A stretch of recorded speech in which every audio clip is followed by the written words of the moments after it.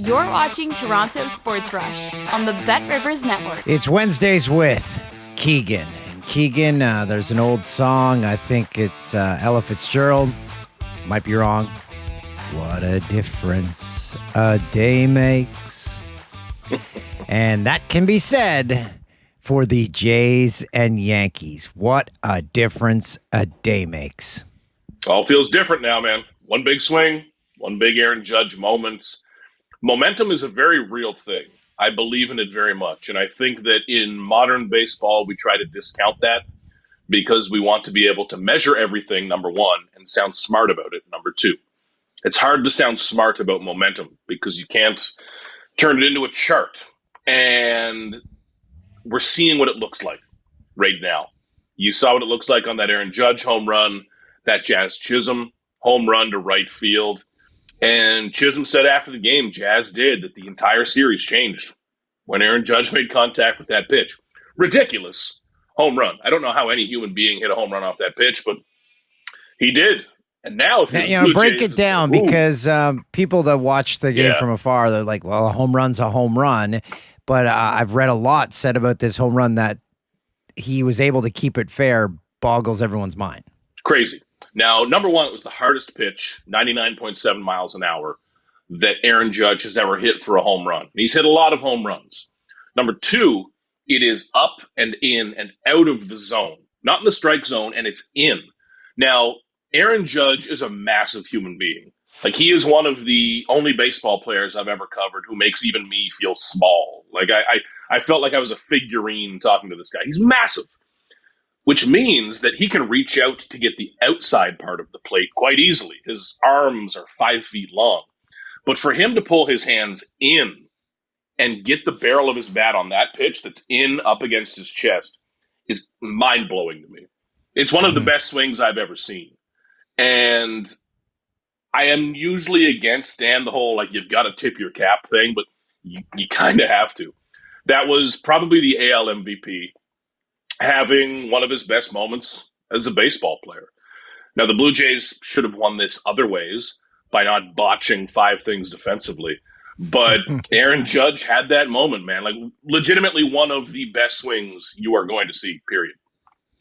You mentioned the Jays botching things. I said this at the start of the series. Put the ball in play, the Yankees will boot it around. It was the Jays doing that in Game 3.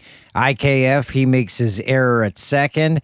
And then Addison Barger, tell me if I'm wrong here, but he's taken a lot of heat when that ball was swirling on every infielder. When they would position themselves at the start of where they were going to make a catch, they were 30 feet from that spot by the time they made it. Yeah, the way that Addison described it after the game was that it was, he called it swirly, which means that up above the top deck of the stadium. That's when it's dangerous. When you hit a really high pop fly, this is why Rogers Center is a pretty decent place to play because it's a very high-built stadium. This is why minor league baseball turns into a clown show so often because there's only one deck. So on pop flies, it gets up into this whirlwind and it's a mess. That's what happened last night at Yankee Stadium. And Barger was expecting it to kind of come down straight or even go a bit the other way, and it started tailing off far towards the foul line. Now, errors like that, again, I rarely find myself on the excuse side. I'm not going to kill the guy for it. It is horribly timed and hopefully something that we're not replaying for years if this all falls apart. But he got caught in a weird spot. You know, he wasn't goofing off and not taking it seriously. He got ate up by a pop fly that tailed and tailed and tailed. In hindsight, yeah, maybe the left fielder should have been all the way in. But I think from that vantage point, that ball did things they didn't expect as well. So the defense, Dan, is what surprised me most out of all of this. Because coming into the series, I thought the Blue Jays were going to play airtight baseball and the Yankees were going to hit home runs. In a lot of ways, it's kind of crossed over.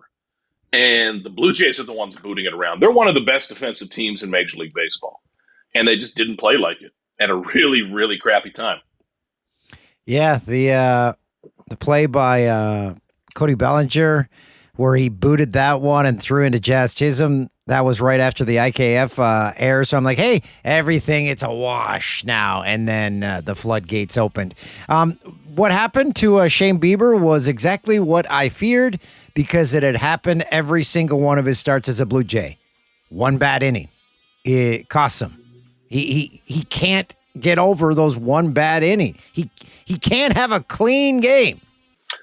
And when you're Bieber, you don't have that incredible strikeout ability either. You know, if you are Trey Savage and you put a few guys on, whatever. You're probably going to strike out the next two, or you have that ability, you have that option. Kevin Gausman as well. When you're Shane Bieber, things can snowball unless you are pinpoint, really pitch perfect. And he's more of a control guy, a guy who's going to throw 90, 91 instead of blowing everyone away. And when you do that, you need to be completely on. And for most of Bieber's career, he has been. He's been fantastic. But there's no margin for error. When you miss your spot and you're throwing 91, you're toast. Trey Savage can miss a spot by a foot and still strike someone out. Bieber just did not have that perfect control. And after the game, he was saying that he liked some of the execution, saying that he's still optimistic about this series, but he did not give them enough. Like, the Blue Jays needed more from Shane Bieber, period. It's not a discussion. And it was all lined up, Dan, for this perfect narrative of big trade deadline edition, Yankee Stadium. This is why they brought him in. It was all right there.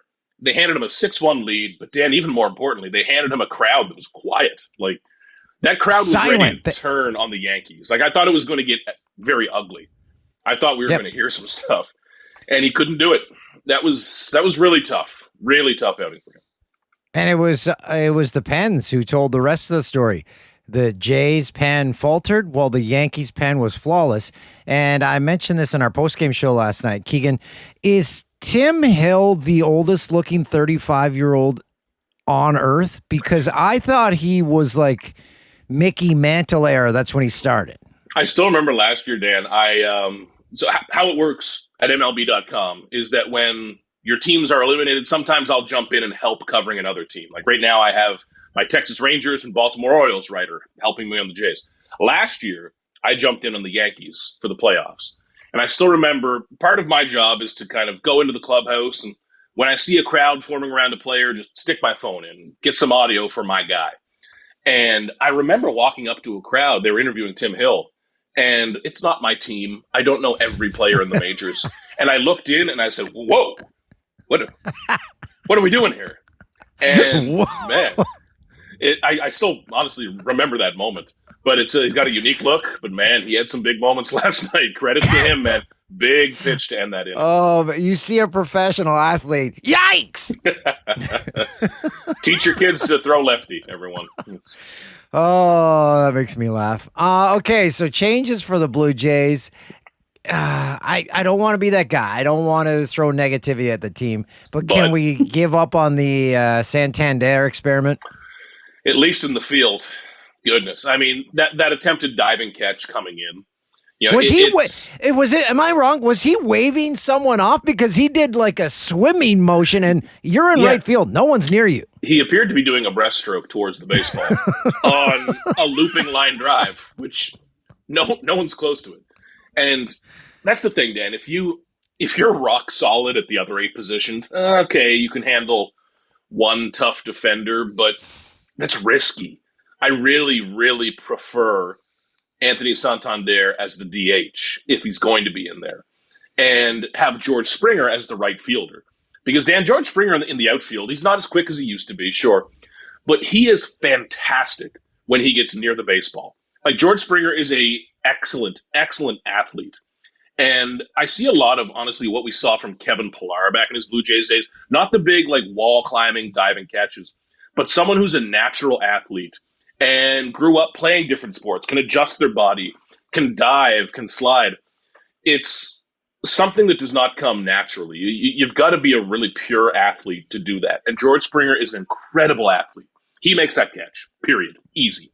So I'm interested to see how they handle that. I still think there's a home run in Santander's bat somewhere, but maybe you prefer that as a last gasp off the bench sort of thing, because you can't be letting that ball get past you. No. Is there any scenario where Miles Straw gets into the lineup? I love that guy. Could. That gets back to Blue Jays baseball. I think they did that in game 1 of the series, and Miles Straw is going to play airtight defense. He's going to run the bases well if he gets on. But that's the big risk you're taking. And those represent two polar opposite baseball players, which is kind of a cool decision. Are you going to chase the offense of Santander? You're really just betting on a home run at that point. He's not going to go 3 for 4 with 3 singles that he's like poking up the middle. It's boom or bust. Or are you going to go with Miles Straw and then play the matchups game with Lucas and Davis Schneider, mixing and matching? Today's the first day, Dan, where I'm really interested in the lineup. The last few days it's been whatever, but today I'm actually quite interested to see what they do. Okay, and who starts this game, and where does the bullpen game take us? Louis Varland, right off the top, get back in there. I think Eric Lauer will be a big part of this, and maybe that's right after Louis Varland, like they did in that September 25th Red Sox game. It went Varland, Lauer, Rodriguez, and they carried that perfect game into the 7th inning. Now, if they can do that again, cool. But I think that lined up really well. And Dan, Eric Lauer deserves to be part of this, man. Like, when we really discuss what the letter V in MVP of this team means, I think Lauer's got to be in that conversation. Because if he had not stepped into the rotation and saved that spot, the Blue Jays were screwed. Like, they had already tried a couple starters, Easton Lucas, a couple more. Nothing was working. Eric Lauer came in and saved the rotation for the middle of the season. Okay, so devil's advocate, why isn't he just starting this game then? Probably to keep him away from that top half with Judge the first time. But you do get into how much thinking is overthinking. I think he'll probably handle innings 2, 3, maybe into 4. But you've got everyone available. Man, I said last night on SportsCenter, it's like Royal Rumble style. Just like it's going to be 3 hours of just the door swinging. We're going to see like 7 relievers tonight. And this, Dan, is, I don't want to say the biggest test because a manager can't throw the pitches himself, but the spotlight's on John Schneider tonight in a big, big way. Like, if he pushes the right buttons at the right time, I'll be right there to praise him. But you've got to nail a bullpen game against the Yankees at Yankee Stadium in Game 4 of the ALDS. I mean, my God, this is the biggest spotlight John Schneider's been in. I can't imagine the stress he's dealing with because the amount of stress I'm dealing with watching it on the couch, I got to go out and take a walk around the block at least once every couple innings. Keegs, thanks for this as always. You got her, Dan. Thanks for watching Toronto Sports Rush on the Bet Rivers Network.